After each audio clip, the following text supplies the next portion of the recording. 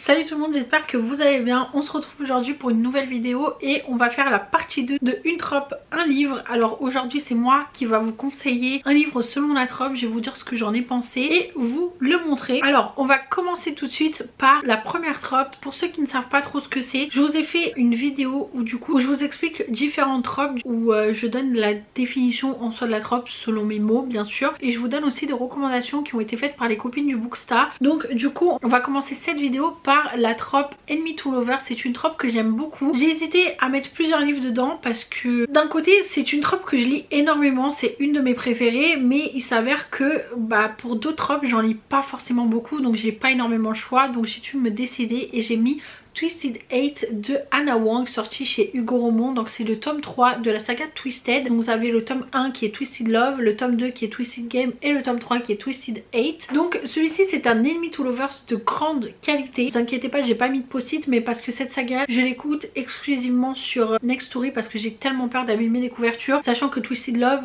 j'ai abîmé la couverture. Donc c'est pour ça que là je me dis c'est mort, je ne touche plus à ce livre. Donc du coup celui-ci en gros on va suivre Josh qui est le grand frère de la prota du tome 1, à savoir ces livres sont des histoires entremêlées. Donc c'est pas des suites de livres, en gros c'est pas une saga où on suit toujours les mêmes personnages et du coup c'est une suite. C'est vraiment chaque tome a un prota différent et en gros c'est entremêlé parce que chaque prota se connaissent entre eux, donc forcément on va les retrouver dans les autres tomes et ainsi de suite. Mais après c'est toujours bien de les lire à la suite parce que en gros par exemple pour le tome 1 on va suivre Ava et son histoire avec Alex Volkov, le meilleur ami de Josh. Et en fait dans le tome 2 on va suivre Bridget qui est la meilleure amie d'Ava, qui va avoir un nouveau garde du corps et ainsi de suite. Sauf qu'en fait dans ce livre-ci il y aura une première partie qui va se passer encore au moment du premier livre, en gros à l'époque de Twisted Love, et après on va suivre, après une révélation, la suite de ce livre. Je sais pas si je me suis trop bien exprimée, mais c'est pour ça que c'est bien de les lire à la suite. Mais après vous pouvez faire comme vous voulez s'il y en a qu'un seul qui vous intéresse,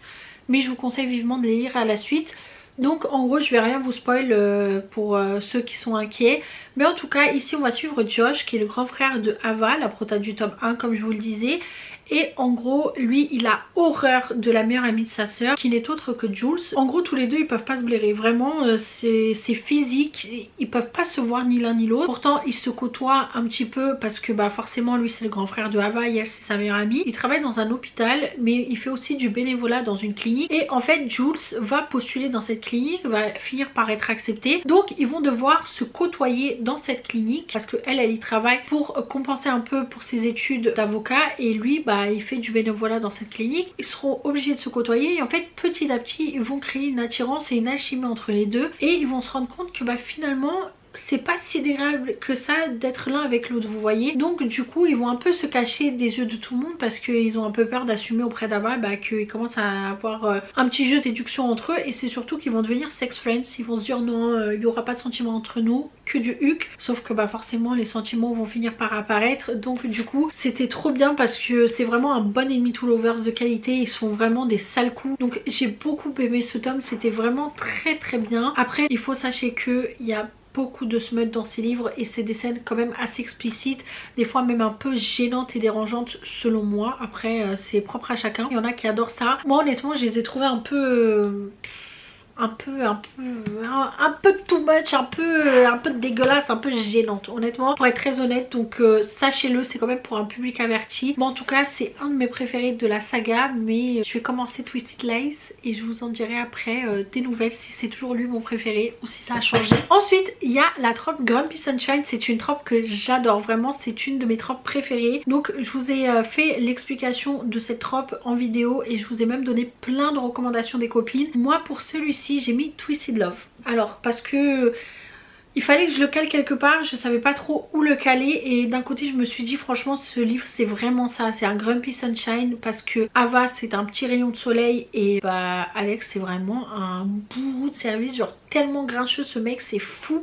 Genre vraiment, des fois t'as envie de le gifler, genre en mode souris un peu mec, débloque. Mais du coup c'est le tome 1 de la saga des Twisted et du coup là on va suivre Ava qui est la petite sœur de Josh. Et en fait Josh va être missionné pour aller travailler je ne sais plus où, honnêtement je saurais plus vous dire. Et en fait il a un peu peur pour sa sœur de la laisser toute seule, donc il va demander à Alex, son meilleur ami milliardaire, de la surveiller un petit peu. Donc il va lui dire s'il te plaît emménage chez moi, surveille-la vu qu'elle habite juste à côté, comme ça tu pourrais être un peu là et tout, en gros joue le rôle de babysitter. Donc au début il est pas trop chaud mais il va très vite accepter et il va finir du coup par la surveiller. Il y aura une proximité forcée qui va se faire entre les deux malgré qu'ils se côtoient déjà d'avant parce que Alex est le meilleur ami de Josh, donc il passe tous ses Thanksgiving avec sa famille, donc en soi il connaît Ava, c'est la petite sœur de son meilleur pote sans plus, et elle bah lui c'est le meilleur pote de son frère. Ok certes super beau machin et tout, mais ça reste le meilleur pote de son frère, donc inaccessible. Donc ils vont avoir cette proximité forcée, ils vont devoir se côtoyer parce que lui va la suivre à la trace. Elle au début ça va la saouler, sauf que toutes ses copines vont être là en mode wesh t'as pas vu la chance que t'as en fait, t'as un putain de beau gosse qui te colle au basque et toi tu te plains, vas-y essaye de tout faire pour le faire craquer, pour voir si bah finalement ce mec a un cœur ou c'est juste un cœur de pierre tout court. Donc c'est ce qu'elle va faire, elle va commencer à mettre en place des petits stratagèmes pour le faire craquer, et ce qui va peut-être marcher ou pas, je ne vous en dis pas plus. Au début je vous avoue que j'ai eu du mal un peu avec la traduction de cette saga, il y a des moments où c'est pas très bien traduit, j'ai eu un peu de mal à me mettre dans l'histoire, mais une fois genre j'ai réussi à me mettre dans l'histoire, que c'était trop bien, vraiment je vous conseille vraiment beaucoup. Ensuite on va parler de la trope relation interdite, Forbidden Love. Donc pour cette trope j'ai décidé de mettre Beautiful Sinner d'Anita Higgins, sortie aux éditions Addictive. Alors c'est une sombre romance pour un public averti, donc sachez-le, mais vous voyez par exemple je trouve un peu moins gênant niveau scène de smut que les Twisted. Vous voyez, même si ça reste une sombre romance parce que ça se passe dans le milieu de la mafia et tout, c'est une relation un peu toxique entre les deux protas, donc c'est pour ça que c'est considéré comme une romance sombre.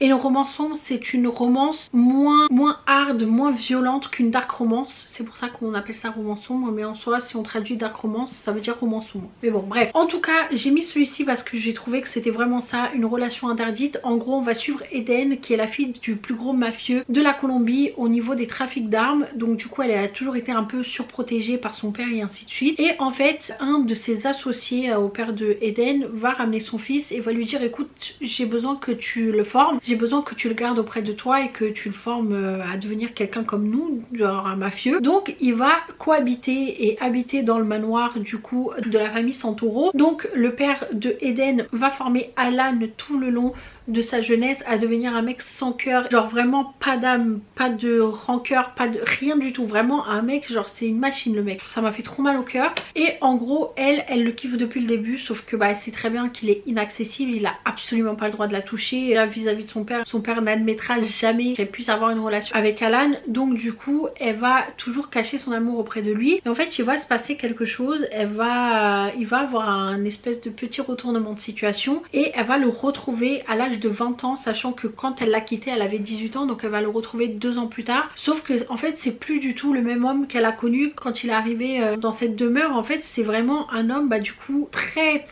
mauvais, genre avec une noirceur d'esprit insupportable que elle n'arrive pas à accepter, tout simplement parce qu'elle l'a pas connu comme ça, parce que quand elle l'a connu bah forcément il venait d'arriver dans le manoir, donc il avait pas encore été formé, vous voyez, donc du coup il n'était pas aussi horrible que ça. Et là vraiment quand elle le retrouve elle veut absolument le fuir, même si elle le trouve beau comme pas possible. Il a grandi, il est tatoué, il est musclé, il est très ténébreux et tout, donc ça l'attire vachement, mais il lui fait très peur aussi. Donc du coup elle va essayer de l'éviter au maximum, sauf que bah forcément c'est très compliqué pour lui comme pour elle. Donc du coup il y aura cette proximité forcée, cette cohabitation forcée, il y aura c'est vraiment un enemy to lover, un amour interdit parce qu'ils peuvent pas se mettre ensemble, sauf que bah voilà l'amour a ses raisons que la raison ignore comme on dit. Donc j'ai adoré ce livre, vraiment ça se passe dans le milieu de la mafia, c'était la première fois que je lisais ce genre de livre et j'ai beaucoup aimé parce que c'était très bien amené, très bien écrit, genre c'était trop bien, vraiment je vous le conseille à 10 000%. Sachez quand même que c'est pour un public averti, donc pas mal de trigger warning, mais si vous êtes en âge de lire, lisez-le, il est trop bien. Ensuite l'avant-dernière trope c'est Brothers Best Friends, donc c'est le frère de la meilleure amie. Et pour cette trope-ci j'ai décidé de mettre le jeu des tricheurs d'Anita Higgins encore une fois, mais parce que pour moi il a grave sa place. J'aurais pu le mettre aussi dans la prochaine trope que je vais vous présenter, mais non, j'ai préféré le mettre ici pour pouvoir laisser la place à un autre banger, ce que je vais vous montrer juste après. Mais j'ai décidé de mettre celui-ci parce que en gros on va suivre Belle qui est avocate, jeune avocate en droit des divorces. Elle a une meilleure amie qui s'appelle April, qui a un grand frère qui s'appelle Priam. Et en gros Belle, elle est issue d'une famille avec une maman militaire, donc elle bouge énormément, elle déménage tout le temps aux quatre coins des États-Unis. Elle va faire la rencontre d'April à Boston, donc elles vont devenir meilleures amies. Elle peut pas se blairer Priam, genre vraiment elle lui fait la misère, elle lui a fait bouffer du sable et tout, tellement elle peut pas se le blairer. Et en fait un jour elle va devoir déménager, donc elle va poursuivre ses études, elle va faire des études d'avocate comme je vous disais en droit des divorces, et elle va se voir offrir une place dans un cabinet d'avocats à Boston, donc du coup dans la ville où elle a rencontré April et Priam. Donc elle va se voir avoir une place en or dans un nouveau cabinet d'avocats, donc elle va accepter. En plus elle se dit une place en or pour mon travail d'avocate, en plus de ça je vais me retrouver auprès de ma meilleure amie, donc pourquoi pas. Donc elle va arriver à Boston, elle va retrouver sa meilleure amie, et le jour où elle va se présenter à son cabinet pour rencontrer ses premiers clients et son confrère de la partie adverse, lui aussi est devenu avocat en droit des divorces, donc les deux vont devoir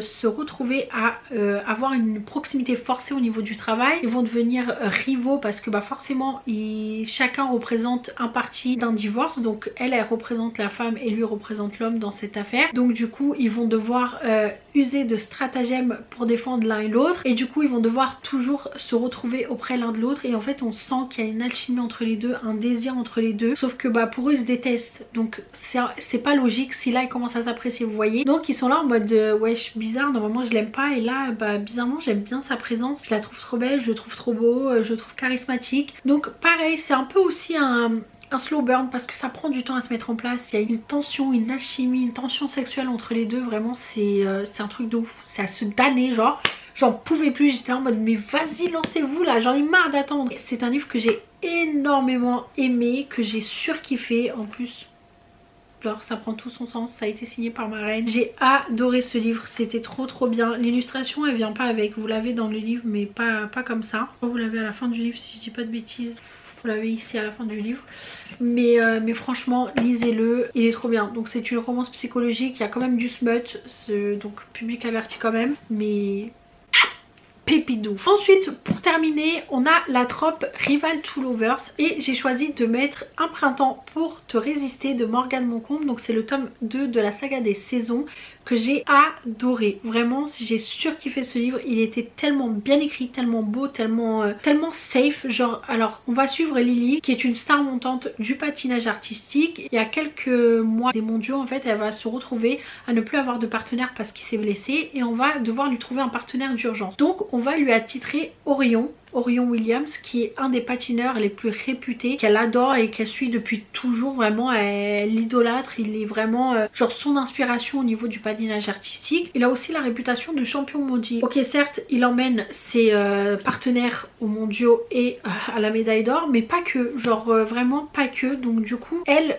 ça lui pose pas de problème, sauf que lui vraiment il a cette réputation qui le colle à la peau, donc il manque beaucoup de confiance en lui. Donc il va essayer de tout faire du coup pour qu'elle s'enfuit en fait, pour qu'elle renonce et qu'elle se dise bah non j'ai pas envie de travailler avec lui. Donc il va être en retard aux entraînements, pendant les prestations il va être hyper distant, sachant que le patinage artistique c'est un show, il faut montrer des sentiments, donc il faut qu'on ressente des émotions, donc forcément il faut qu'il joue aussi un peu un rôle, sauf que là pas du tout, le mec est hyper distant avec elle, il a pas envie, il se donne pas assez les moyens pour. Donc elle va essayer de tout faire pour lui redonner confiance, et elle va lui dire écoute moi je vise qu'une chose, c'est les mondiaux, tu m'aimes pas, t'as pas envie d'être mon coéquipier, il y a aucun problème, mais par contre tu vas m'emmener aux mondiaux et tu vas me décrocher cette médaille d'or avec moi, et t'as pas le choix en fait. Donc lui il se rend compte qu'il a pas trop le choix, et pareil l'entraîneur d'Orion il voit bien que ça matche pas trop au début pour ces deux là, donc il va les faire habiter ensemble dans le chalet d'Orion. Donc du coup il y aura une cohabitation forcée, donc ça va être trop bien parce que en fait Orion il est super safe avec Lily, c'est vraiment un soft boy. Il y aura genre une petite tragédie qui va se passer, il va briser le cœur, ça va parler de thèmes comme l'handicap et tout, chose qui a été très bien amenée et c'est pas quelque chose qu'on voit souvent, donc ça j'ai adoré, vraiment j'ai été vraiment très impressionnée par ça. Je m'attendais absolument pas à que ça parle de ce genre de thème, et pourtant j'ai beaucoup aimé, c'est tellement bien amené, c'est tellement beau à lire, c'est tellement je sais pas, c'est une bulle, genre je sais pas comment vous dire, c'est tellement safe que je sais pas comment vous expliquer. Genre Orion, j'ai adoré son personnage, tellement safe, tellement bienveillant auprès de Lily, et Lily tellement battante, tellement bienveillante aussi. Et en fait tous les deux, malgré leur tous leurs problèmes en fait ils vont se retrouver tous les deux à s'aider mutuellement, genre l'un et l'autre, par une bienveillance, par un amour qui est tellement sain que j'ai adoré. C'était tellement beau, même les scènes de Smut étaient belles, genre pour vous dire c'était ouf. Donc écoutez, vraiment je vous le conseille à 10 000 %. C'est vraiment un banger de ouf ce livre, genre c'était trop bien. De toute façon j'adore la saga des saisons de Morgane Moncomble, elle est juste génialissime, les trois ont été un coup de cœur. Bon en tout cas voilà, c'est tout pour moi, c'est tout pour cette petite sélection de livres pour ces tropes. Dites-moi vous, quel livre vous aurez choisi pour les tropes que je vous ai cités. En tout cas j'espère vraiment que cette vidéo vous a plu, si c'est le cas n'hésitez pas à la liker, à la commenter, à vous abonner à la chaîne et à activer la cloche de notification. Restez connectés parce qu'il y a un concours qui va sortir très prochainement sur la chaîne. Mais en tout cas voilà, n'hésitez pas aussi à me rejoindre sur les réseaux sociaux si ce n'est toujours pas fait, que ça soit à Bookstagram ou BookTok, je suis beaucoup présente dessus aussi. Donc voilà, je vous fais de gros bisous et je vous dis à dimanche prochain pour une nouvelle vidéo et d'ici là je vous souhaite d'excellentes lectures. Bisous.